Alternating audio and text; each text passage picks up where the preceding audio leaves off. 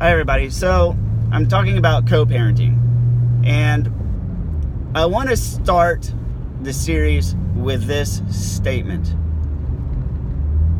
There is no co-parent. There is no co-parent. There is no co-parent. Now, rewind the video and listen to that again. There is no co-parent. Just like in the Matrix, there is no spoon. In your life, there is no co-parent. Simply put, there's the illusion of a co-parent, but there is not a co-parent. What do you have? Somebody who's trying to combat you, somebody who wants to go to war with you via proxy, which is your children. So narcissists have to fight. They're conflict seekers. They want the fight. They want a fight. That's what they want. They want a fight. How can they get a fight? Well, let me tell you, narcissists struck the lottery with you because you had children with them. And a child for a narcissist is wonderful because it's forever gives them arguments on tap. So think about that a second. They get fights and arguments on tap. Like a beer, you know. They have a child. They really just need to have a go at it with someone, and that someone would be you. They have a child. It's really not that difficult to stir you up to anger when they, do shit with your child. So that's what you're dealing with. You're dealing with a petulant adult who really has little to no interest in the child, except for what that child can do for them. And what that child can do for them is get you upset and mad and hurt and get you drawn into a hoovering scheme and ultimately end with your demise. So that's what you're dealing with. So how can you combat this? Well, it depends on the age of your children.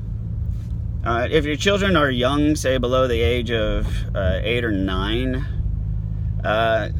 they're really not going to understand what's going on at the adult level. So your children every time they go back to the narcissist, they're going to get grilled, they're going to get interrogated. They're either going to get grilled and interrogated in a intimidating manner or in a love-bombed manner. Like, oh, I missed you so much. I was worried. I was so worried, and I missed you while you were at Dad's, and I was just holding on hope and praying that he's not mean to you. Was he mean? What did he do anything? You can tell me, baby. Tell me. What did Daddy do? Did Daddy do anything mean? Did Daddy do anything you didn't like? They'll do it like that. If your child is older and shows resistance, then they'll take a more intimidating approach. They'll use words like, you're being nasty to me. You're being nasty to me, and you're being nasty. So that's what your child's going to be facing at the other house. You need to know this and understand it, and there's really just not a whole lot you can do if it's limited to that. There's not much, because everything that child says in your house and in their house really is pretty much just hearsay. The only way it's not hearsay is if you have a child advocate or a therapist that's an uninterested, neutral third party. And even whenever you bring those in, the narcissist will always try to recruit them to their side. So that's gamble. So what do you do? Well, the answer is simple, but it's not pleasant. The best thing that you can do for yourself, if you're co-parenting with a narcissist, is to just be able to accept the reality of the situation. If you are acutely conscious of the environment that your child is in when they go home, you'll understand that they don't really get a choice except to tell the narcissist whatever information they want. So your best defense is to just live your life normally and just understand that after every visit, you're going to hear something douchey. And just don't reply. Find an app that can schedule numbers to block, or an app that will automatically hide SMS messages and put them in like a vault or some sort of pin protected kind of storage. So that way, after the visits, you really just don't have to read it. Is the best thing. Because the entire point, like, here's the thing, like, the whole time the child's with you, the narcissist is like a little kid at Christmas. Like, they're like, oh boy, oh boy, oh boy, oh boy, I'm so excited, I get to have a fight, I can't wait for my fight, I get to have a fight, that's them. Like, they're totally looking forward to getting the child back, being nosy, finding out something, and then they can have their fight. Like, that's what they're waiting on. They're not looking forward to seeing the child. They're looking forward to having the fight, unfortunately. And that's the reality of it. So you got to understand, your child's going to be put into a position where they have to give up something, because a narcissist is just not going to accept the denial of having a fight. They're not. So, don't get upset with your kids, and try not to pull them in any more than you have to, because they already get pulled into it over at the other parents. Now, whenever they get a little older, you can start showing them the messages and just say, I need to ask you about something, because your mother told me that you said blank, and here is what she said. Is this true? Is this how you feel? If you feel this way, you need to let me know. My son is 9, and recently he's started to notice that, there's, unrest between the two homes constantly. And he's made the statements to me before. He says, Dad, I really wish that, there was, just wasn't so much conflict between the two homes. And I said, well, son, you need to understand that you're at the center of it. It's not your fault. I said, but I don't talk to your mother. If I had my druthers, I would never, I pretty much never send your mom a message about anything unprovoked or out of the blue, because I don't care to speak to her, because there's always a fight and a conflict, and that's not what I want. I said, so it's almost always her trying to start drama over something that you've said to her. I said, because I'm not the one telling her the details of your visits. I don't drop you off at school and then message her with a post-visit follow-up. I don't do that. And so all of the drama, pretty much comes from her. I said, now on my end, what I get upset about is whenever you go over there and you say things that are not true, or take things out of context. I understand that you say things in the manner that you feel an adult wants to hear, because you're a child. You do that. You give up details and facts in the manner that you feel that the adult wants to hear them. But also understand that's a problem. So a real life scenario of that was earlier this year. I'm remarried. I've got 2 daughters, ages 2 and 3.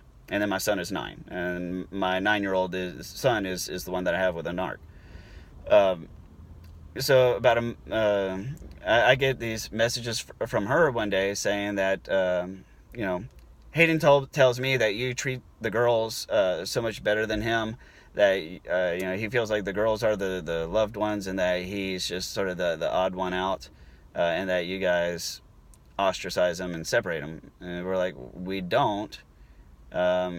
He said he wanted to go play in his room, so we said, fine, go play in your room, Well, then, like, within a month later, I get this thing saying, Hayden says that you're really mean to the girls, that you're always yelling and blah, blah, blah, blah, blah, and being mean and nasty to the girls and treating the girls bad. Well, okay, well, which is it? Because seriously, like 2 or 3 visits ago, you said that I treated the girls like they were untouchable and that Hayden was the bastard. Now you're saying that I treat the girls horribly. No.